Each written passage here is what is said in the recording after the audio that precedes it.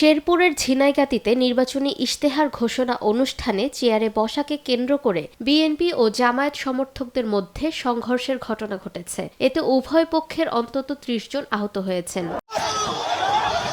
২৮ জানুয়ারি বুধবার বিকালে ঝিনাইগাতী উপজেলা প্রশাসনের আয়োজিত ইশতেহার পাঠ অনুষ্ঠানে এ ঘটনাটি ঘটে। উপজেলা নির্বাহী কর্মকর্তা ও সহকারী রিটার্নিং কর্মকর্তা সহ প্রার্থীরা মঞ্চে বসার পর সামনের সারিতে চেয়ার বসানো নিয়ে বিএনপি ও জামায়াত কর্মীদের মধ্যে হট্টগোল শুরু হয়। এক পর্যায়ে তা সংঘর্ষে রূপ নেয়।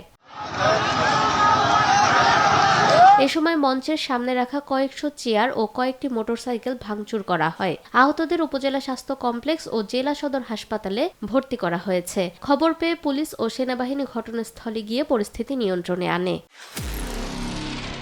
নিরপেক্ষ, সত্য প্রকাশে আপোষহীন।